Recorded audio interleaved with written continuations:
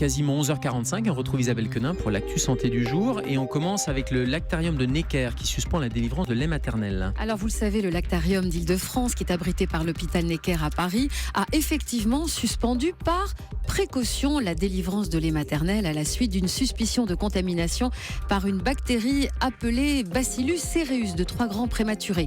Nous n'avons aucune évidence que le lait est contaminé. Cette bactérie est une bactérie de l'environnement. C'est une bactérie qui n'est pas pathogène, soulignent les équipes de l'hôpital Necker. Les baleines n'ont jamais de cancer, un constat qui pourrait nous être très profitable. Et là, on parle de la baleine boréale. Il en reste à peine 10 000 dans le monde. C'est une baleine qui mesure 20 mètres de long. Elle pèse près de 100 tonnes à l'âge adulte. Elle est à peine un tout petit peu plus petite que la baleine bleue. Les plus âgés peuvent atteindre l'âge canonique de 230 ans. Ce qui veut dire qu'on pourrait rencontrer une baleine qui était déjà là du temps de Louis XVI.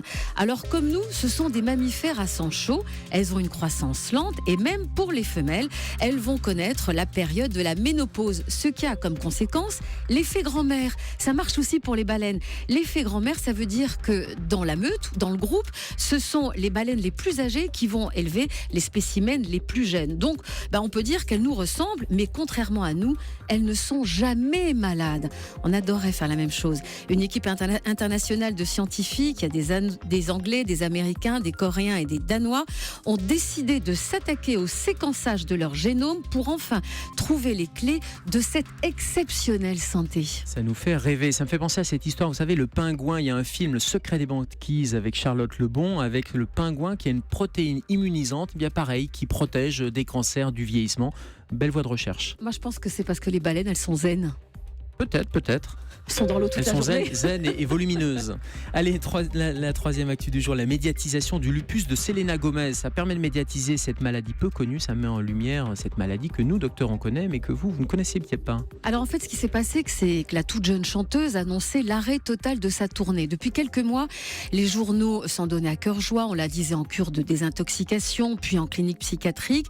Pour faire taire toutes ces rumeurs, Selena a reconnu officiellement être atteinte d'un lupus. Alors le lupus est une maladie auto-immune, c'est tout simplement un dysfonctionnement du système immunitaire, une maladie qui va évoluer par poussée, qui se traduit par une inflammation des tissus, alors des tissus des muscles et des articulations. C'est une maladie mystérieuse, voire taboue, mais qui est mise en lumière par le cas de Selena Gomez, ce qui réjouit les différentes associations des victimes du lupus. C'est ce qu'on appelle une maladie de système, ça touche beaucoup d'organes, le cœur, les articulations. Et vous savez pourquoi, Isabelle ou Julie, ça s'appelle le lupus ? Non, ça vient du loup ? Oui, ça vient du loup, mais ça vient du loup parce qu'une des caractéristiques de cette maladie, c'est d'avoir sur le visage, comme un loup, comme si on posait un masque, une espèce de rougeur, un érythème, une rougeur en forme de loup, d'où le nom de lupus. Je crois qu'on a un peu de musique de Selena Gomez. Allez.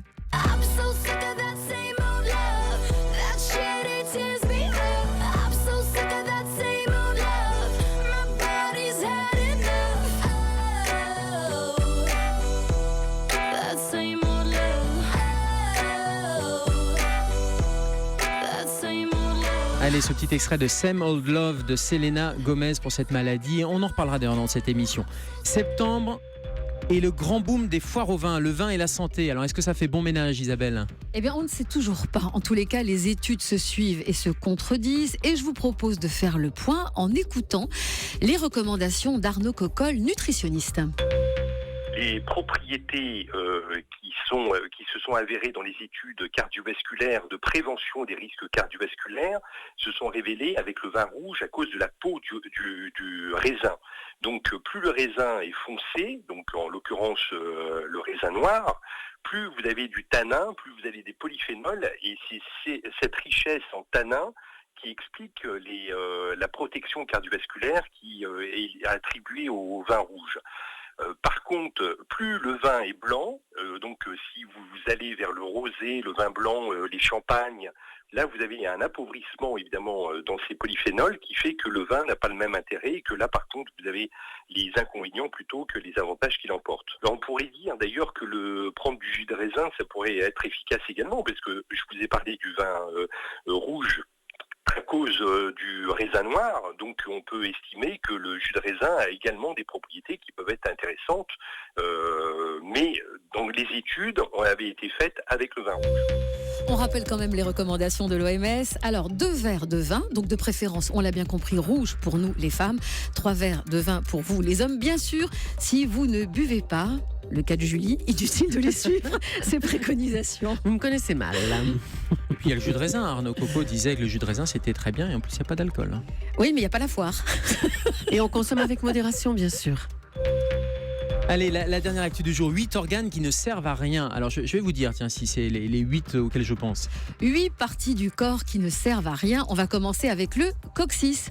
Alors autrefois, bien sûr, nous avions tous une longue queue qui nous permettait de garder l'équilibre. Le coccyx relie certains de nos muscles et ligaments, mais il est devenu une vertèbre accessoire, donc à la limite, on pourrait s'en passer, surtout que quand on tombe dessus, ça fait sacrément mal. Ça sert à faire mal, ça c'est sûr. L'appendice, deuxième partie du corps qui ne sert à rien, inutile, car on peut tout à fait vivre sans.